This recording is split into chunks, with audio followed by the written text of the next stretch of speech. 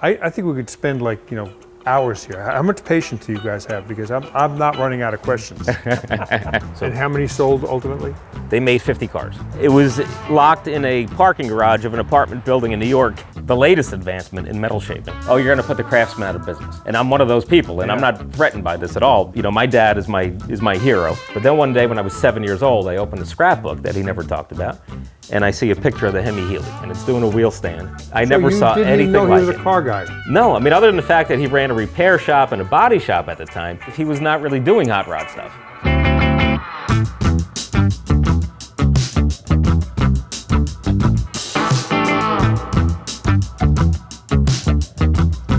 So talk about a guy that walks the walk and talks the talk, right? Here we are waiting for Rob to pull up in front of his building so he can give us a tour around his projects and parts cars and things. And he comes cruising up in a 63 Ford. I've never seen this one before. Tell me about it. Yeah, I just got this car about a month ago, I guess. So my shop here is in Monmouth County, and just a couple of towns over was a dealership called English Ford. So this car came from there, and then the person that I recently bought it from, it was left to her from her father, who passed away about 14 years ago. They have a one-car garage, and they have 5 children, and they decided that the space of the garage would be better suited for a gym, and it was a tough decision for them to sell this car. Mostly original paint. From here down is original paint, and from here up has been repainted, and I assume it was probably because it was sun damaged. If you see the seats are a bit blown out, and that happens. It's just an old car, and but it runs great. It's a 289 automatic 2-barrel, so it's even good on gas, and it's just a neat old car. It shows its age. It has some tears in the seats and some sun damage, but other than that, it's a very usable car, very nice. This is your daily driver now? Yeah, since I got it, I've been driving it daily,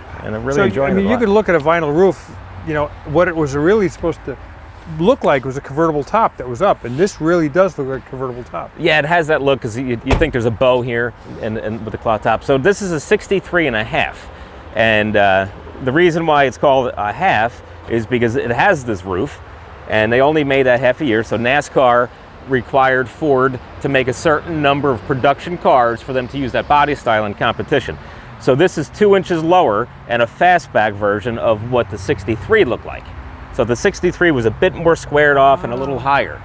So I understand that this roof aerodynamically improved the speed of the Galaxie on the racetrack, and it's attractive too. It's a great looking roof. Great looking car. So while we've been waiting for you, we've been making use of filming stuff in the woods here, over there. So maybe before we go inside, can you show us what we're here to see is barn find stuff? Yeah, sure. And that Henry J's got my attention. Oh, the Henry J. Can we go over and take a look at that? Yeah. Was it a gasser project that never happened? Or? Yeah. So what happened was a friend and customer of ours, who's no longer with us, he purchased the car as kind of like a restored original car. It was pretty nice. He bought it out of Texas. He brought it here. We were going to build it for him, and then he decided he wanted us to build him a Willy's instead. Oh. So he changed his mind about building the Henry J, and it laid here, and it never left. And next thing you know, it's in the woods, and little by little deteriorated more and more, and his family, never picked it up. They never came to get it. And this was a nice car. It was a nice car, yeah. Wow. Unfortunately, yeah. Jeez. And if I owned it, I wouldn't have let this happen to it, obviously. But that's just what happened. Day by day, all that time goes by, and it deteriorates a little more and a little more each time. So it's still got the engine in there? Yeah, the engine is in there. Yeah. That's a little 4-cylinder? Yeah, it's a little 4-cylinder. So these cars are interesting because, you could have bought the Allstate version through the Sears catalog. You didn't have to necessarily go to a dealer to purchase a car like this. You could have bought it from the department store, Sears. Yeah, what a shame. It is. It's a bit of a shame. If it was driven here in a nice looking car and turned into this. Yeah. I get it. Wow. It happens. All right, so what else we got out here? This Invicta just rolled in, 60 Invicta. So a customer of mine purchased this car sight unseen. It was locked in a parking garage of an apartment building in New York for decades. They wouldn't allow him in to see the car. He had to purchase it, and then he had to pay all the parking fees to get it. So he didn't really know what he was getting. And so the car was delivered here, and it's rusty. It's definitely rusty, and which I don't know this as a fact, but it's possible that it was flooded. Is that the previous owner? Yeah, there's a previous owner on the front seat. It's possible that the car was flooded because Staten Island did have these, these parking garages that went underwater. So is this a restoration, a hot rod? What's going on? I don't know what he's going to do with it, but it needs quite a bit of metal work, and the floors are rusted out? Floors are rusty, even the frame rails are rusty. But there's a lot of good parts here. These are very unique cars. And I mean, if you look at the dashboard and all the design elements in this car are really something special. I mean, like the cowl, the way the cowl goes into the center of the hood. They thought about every little detail on these cars. There's so much shape in the sheet metal. The way this kind of goes all the way down to the quarter panel. It has this bulge in the side that disappears. And then out here again, they're really interesting cars design-wise. Today's sponsor is Consumer Cellular. They've reached out to us because they dig barn finds, but they also dig barn find people like you. They know the money that you save each month on your cellular plan, you could invest in your barn find. New wheels, tires, rebuild that motor. It's a no-brainer. So to save money for your next project car, check out the link in the description below. Okay, so what's the story? That Tucker is intriguing. Yeah, so that is one of our replicas. It's done a few things. This car was initially put together. It's one of our bodies. It's one of our first reproduction bodies. And it was put together by a good friend of mine, Chick DiLorenzo. He put this body on a General Motors chassis, like an 80s GM chassis. So this one is front engine, pretty traditional GM car underneath, and the fiberglass body on top. I purchased the car from him, passed a few years later, so we did a few different things with it. We used it in the movie Sin City 2, 2014. We did the restoration of the Gyronaut. The Gyronaut was the world's fastest motorcycle of the time. It was a twin-engine rocket. It looked like a rocket as far as the shape of the body, but it was a two-wheeled motorcycle. It was designed by Alex Tremulous. Alex Tremulous was also the designer of this car for Tucker. And Tremulous and Bob LePan built that bike and raced it between the years of, I think, 64 and 70, crashed that bike, and it lay broken for many years. So Steve Tremulous, who's the nephew of Alex Tremulous, the designer, contacted us, and we got together and we did the restoration of that motorcycle. And for its 50th anniversary, we brought it to the Bonneville Salt Flats, and we painted this car up to look like an old, like an old barn find that could have been the tow car for the Gyronaut. Inform our viewers about this whole thing. Yeah, so Ida Brothers, that's kind of the beginning of my family's connection to Tucker. So back in 47, my grandfather here in New York read about Tucker, was totally intrigued of the idea of not only the car, but the whole business plan and everything that Preston Tucker was promoting to bring his new design, this new car, to market. And so he was able to invest in a dealership in New York, in Yonkers, New York, and he bought a franchise. Took lots of orders because the car was going to be popular. None of the cars were sold through a dealership. All of the cars that sold were sold through auction. So and how many sold ultimately? They made 50 cars, but they also had lots of cars that were unassembled or in parts. Well, cool. Well, show us inside. Great.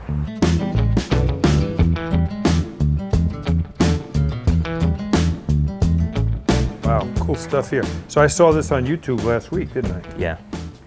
Yeah, this is exciting. The latest advancement in metal shaping. So what we're looking at here is a CNC shaped part.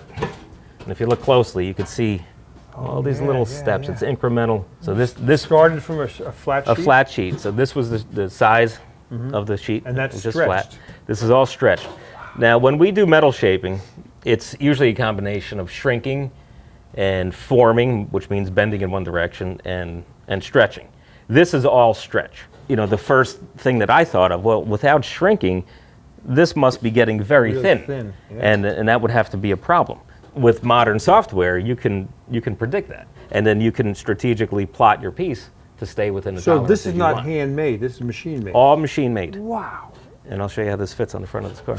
This car was designed, initially by hand, and then all of that information went into a CAD, and then the CAD gives us real numbers for all the parts. Look how that fits, right up on the buck. So it's intended to fit to about here, and the rest of this stuff gets cut off. That is amazing. And How long did it take to make that? 32 minutes. And it's spot on. Yeah, and if I were to make this by hand, the old way, I wouldn't be able to make it in one piece. It would be multiple pieces. Right. So will the cost of building a custom car come down as a result of this technology? Because you have less hand time on it, so to speak? So there's some criticism about, oh, you're going to put the craftsman out of business. You know, and the guys that can do this by hand. And I'm one of those people, and I'm not threatened by this at all, because this is almost to the point now where it's unreasonable. Okay? The way modern times are, to put that much hand time in something. 1 week's worth of working time, Yeah, I mean, that's just one piece of this car. You have to make all these parts and then make them all work together. This now makes it reasonable. So you still need a talented human being to take this part and connect it to that part and get it to work on this piece and finish those welds, because the welds need to get done by somebody who can handle that kind of work. If anything, I think that having this ability will increase the need for talented metal shapers, because now someone still needs to take this and make a piece out of it. You know, this is where the talents of Rob Ida differ from the rest of us mortals, in that, you know, we dream about having a Chevelle and finding a Chevelle and fixing it up to look like a Chevelle. But you can look at a picture of a car that's never been built. Yeah, I'd like to build that car. What a talent. It's the passion that drives us. So it's not just me doing it. It's a group of people that are like-minded, and you know, some people have talents in one area or another, and we all come together and bring the best of what we can do. On the other end of the spectrum, tell us about this little baby. So this car is really, really special to me. You know, my dad is my hero. He was always into wild stuff, race cars and hot rods, but when I was growing up, he took a little break from that. Moved out of Brooklyn into New Jersey, you know, had some land and space, things that he didn't have in Brooklyn, and got into horses. So when I was growing up, he wasn't talking about hot rods, he was talking about horses. But then one day when I was 7 years old, I opened a scrapbook that he never talked about, and I see a picture of the Hemi Healy, and it's doing a wheel stand. That picture that I saw with the car up on its rear bumper was its last race, because when it came down, it bent in half. And is that the car? That's the car, yeah. And in fact, that's the cover of Hot Rod, and blew my mind. I never saw anything like it. You didn't even know he was a car guy? No, I mean, other than the fact that he ran a repair shop and a body shop at the time, at that time of his life, he was not really doing hot rod stuff. Isn't that something? He was focused on horses. And now this car was gone already by the time I was born. He was racing this car in 1968 here. It was when he moved here. He moved to Jersey, and this was one of the last things that he did before he hung it up, and he figured, well, I got to start getting serious about raising a family, and his car scrapped it and went to the local junkyard, and so I never got to see it. The only thing I ever saw was that picture. Sean Tucker, again the great-grandson of Preston Tucker, sends me a link on eBay of a car that he goes, man, it looks so much like your dad's car.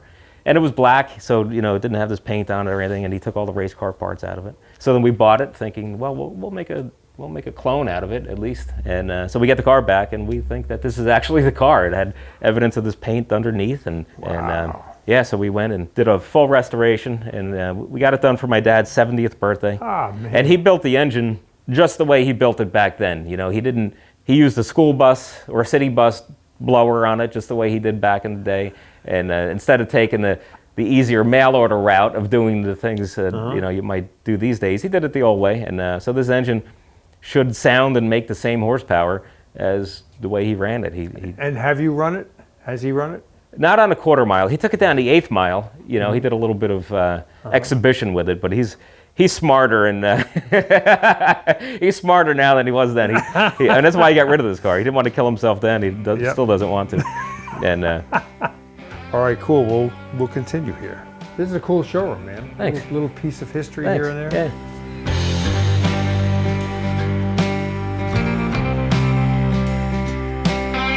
This is a car I did almost 25 years ago now, and I just recently moved it out of storage. The car was in storage for years. Is this yours? Yeah, this is mine. But this was one of our fiberglass Willys bodies from, I guess I finished this car in the late 90s. Yeah, I think it was 99. And it has the 90s Corvette ZR1 engine, you know, the LT5 that Lotus designed, Mercury Marine built, and Chevrolet put them in their Corvettes with a 6-speed transmission. when I heard that one come up for sale, so I sold everything I could at the time to afford to buy it. I even sold my daily transportation, which made me drive a hot rod every day, which no big deal for me. So I bought the engine, and I'll show you what that looks like. So that motor's stock? It's stock, yeah. I did put nitrous on it, but it's stock. It runs a lifted up plenum, so we made those pieces to get the plenum a little higher. So are these billet wheels? Yeah, we made those. So my father actually did the machine work on the wheels. You made those wheels? Yeah, and notice there's no lug nuts. How do you do that? So it has studs on the back of the wheel that go through the brakes, and it gets fastened from the inside. It's like sculpture. I think we could spend like, hours here. How much patience do you guys have? Because I'm not running out of questions. This is another special car. You've heard of Gene Winfield.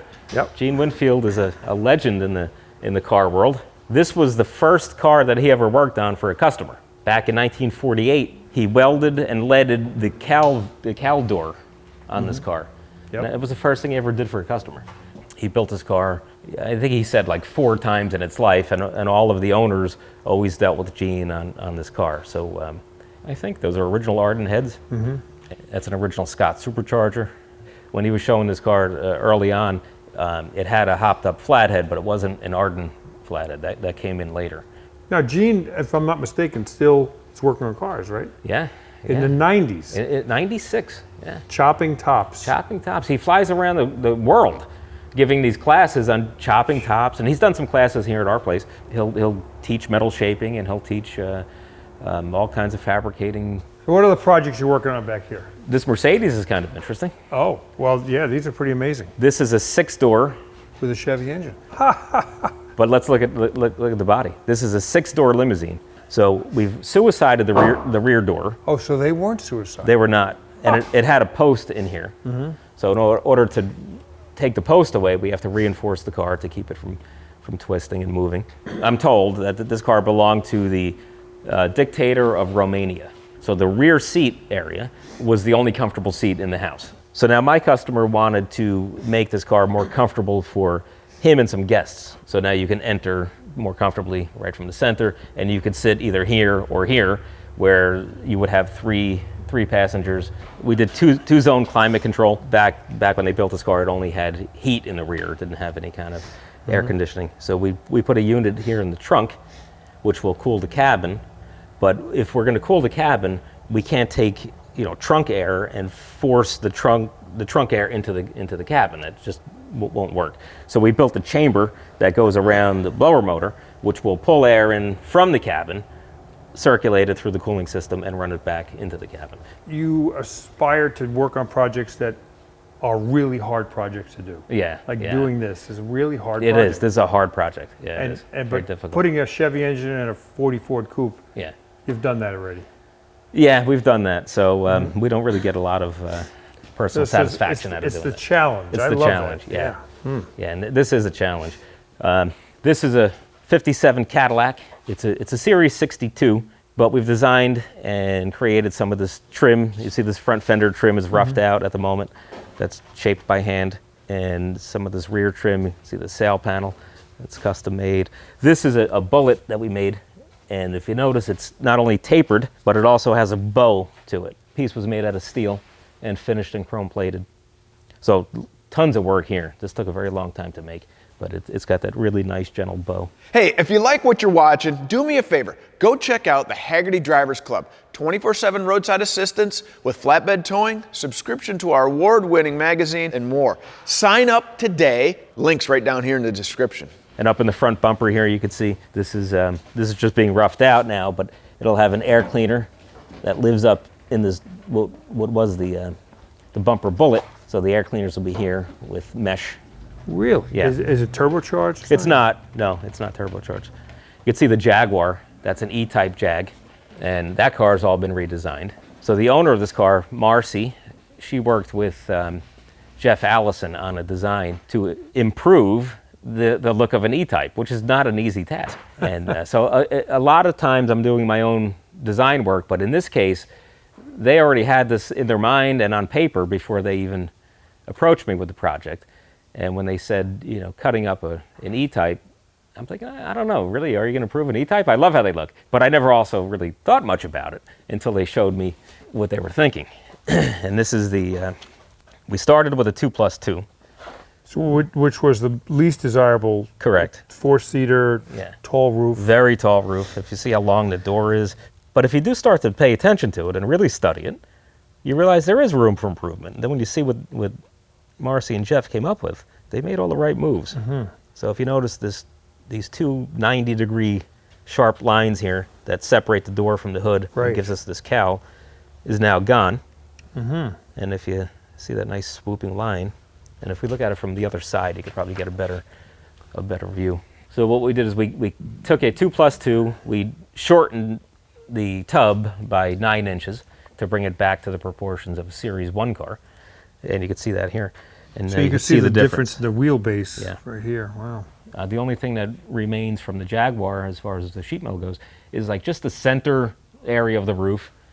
This is, that area. See this weld here? So this is new. Yeah, this is new. That's new. The door's new. Rockers, nose, because it eliminated the So cowl. really, you're just working with a modified substructure. Yeah. So is this? I mean, is this the kind of thing that wakes you up in the morning? Like, I can't wait to. Oh, I love this. I love this kind of project. I love it. Yeah.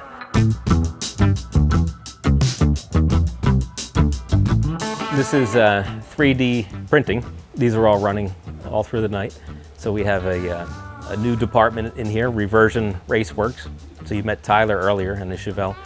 He runs this whole program, and right now he's making either parts for projects that are in the shop or things that get sent out. This is the touchscreen dash for the Mercedes. Oh man! So this goes from door to door. This is the whole dashboard for that car. So you can see the ends are printed like this, but the fasteners are built into it. This is a 3D printed mold or section of a fiberglass mold for this Corvette. So we designed the hood scoop, although it's not really a scoop, but this bump has been reshaped. So Corvette had something like this, but of different dimensions. Now it goes from the nose all the way up to the windshield. And it has a clear window that will fit in here. And that hides or that doesn't hide it, it reveals the stacks. And then, some people say, oh, how could you mess with the perfect design of a 63 Corvette? But we're not comparing it to the car that Bill Mitchell designed and then had to compromise on that design to satisfy the marketing department or manufacturing or the engineers. Back when Bill Mitchell and his crew actually designed the XP87 Corvette, it had proportions that were more like this. Okay, so this is the Stingray Racer. Notice how long the nose is and the overhang. The production car was very stubby looking. They shortened it way up, and it almost looked cut off. And it almost looked like it was sticking up, where if you notice, this kind of has a roll. Like this rolls down, points downward. So we've changed the proportions of this car to look more like this car. And this is what Bill Mitchell really wanted. So when a customer brings a car, do they say, make it pretty, or did your customer already have this in mind? Well, the car was under construction already, but it was going kind of down a very common road. Stock bodied, LS engine, slick paint, and basically, pick your color. We said, well, yeah, we can do that for you. We can paint it red or blue or green or whatever, and we'll finish the car that you've already started. But we have some ideas, and these were the ideas. So now that hood that I just pointed out to you, how we made a 3D printed mold and then fabricated the fiberglass part. See the proportions? That thing goes all the way into the windshield. Look at that. Just like how we did it here. It's fabulous. So this is a car I'm intrigued with, a truck I'm intrigued with. This is the first car that I ever built on my own. I was 14 years old when I started this. My father and I heard that somebody had a Willys pickup for sale. It was not a complete vehicle at all. It was basically just the rooftop and this back wall. So from here down was rusted away and gone. There was no firewall, there was no dashboard, there were no door posts. So your father bought this for you knowing it would keep you busy for a long time. Well, what happened was we went to go see it and we realized, it's like of no real value at all. We had an old 37 Ford grill hanging around, and that's what we traded for. It was worth nothing. Right. What was it worth? $50. So basically, everything I learned on here, right? So, and I'm talking about not just fabricating. I'm talking about design work, mechanical work, wiring, upholstery, paint. But beyond that, I had to pay for it. So I also had to learn how to do business. My way of funding this thing was to buy and sell cars, cheap cars. I mean, I was a kid. I was 14, 15 years old. So I would get a ride. One of my friends would, he had a license, would drive me around, and we'd find cars, almost like a barn find, right? Yeah. We would buy cars, whether they ran or didn't. That's how I funded this thing. And so I built a lot of it outside, you know, like next to the repair shop that I grew up at. So I got it done my senior year in high school, and I would drive this to high school. I met my wife, Brenda, and we're married. We're together 33 years. So I took her on our first date in this, and then it was really just a big part of my life. You know, I would go to, it was on the cover of a magazine when I was 17, so that was a big, you know, big shot for me. Then Brenda and I decided that we're going to get married, we're going to buy a house and start a family. And so at that point, I wasn't really using this anymore. I built a couple other cars. So sold it and sold a few other cars. And I guess maybe 5 years ago, I get a message from someone who says that her husband recently passed away, and told her when he's gone to find me, and I'll buy the truck from her. And I didn't know him because the car traded hands a few times, you know. So I didn't know him. I went out there and I'm looking at this truck. I'm like, it's exactly the way I built it. Same color, the whole. It's the same. Like, it's the same. They did a couple of, you know, maintenance items, you know, the things that broke or whatever. And how many years had it been out of your life? 25 when I sold it, you know. 20 so years. 20 years, you know. Yeah, it was actually more than that. It was because I was younger when I sold it. You know, no joke. I mean, there are a lot of young people that watch Barn Find Hunter, and I meet them, you know, at car shows, whatever, and I love what you're doing, and I like looking for old cars. But if you're one of those young people who want to make a career out of this, you know, like, this is the guy that lived that life. Rob, you know, wanted to build a hot rod, couldn't afford it, so he had to do other things, do repairs or buy and sell cars, and little by little taught himself how to build a hot rod. And so built this, you know, in a time where most of us are learning how to drive a stick shift. He already had a hot rod built. Great history. This has been a different kind of Barn Find Hunter episode. We usually, you know, we're going through dusty barns and whatever. Yeah, there was some stuff that caught our attention outside this building, project cars and whatever, but I think, you know, inside the building is where the secret of Rob Ida's success is. I mean, starting as a 14-year-old kid, and I don't think it stopped. I mean, you're a guy that learned how to weld on this, and now you're going to the, you know, the most modern technology, designing cars and building cars. You know what? I'm proud to know you, man. Oh, like, thanks. You know, like, you're the guy who the cars you're building now will probably be seen by young people in museums in not too many years. You know, like we're looking at Gene Winfield cars or George Barris cars or Dean Jeffries cars in museums now. I think your cars are going to wind up in that same you know, kind of position in the future. Right. Not seen as transportation, but as sculpture with four wheels. So, man, well, thanks for having us. Thanks so much, Tom. I appreciate that. Thanks really, for being here. Well, thank you so much. You know what? This has been an amazing trip, and you know, Rob will only allow people to come in here with an appointment. So don't come barging in, but make an appointment, and maybe someday he'll give you a tour like we got here. Happy hunting.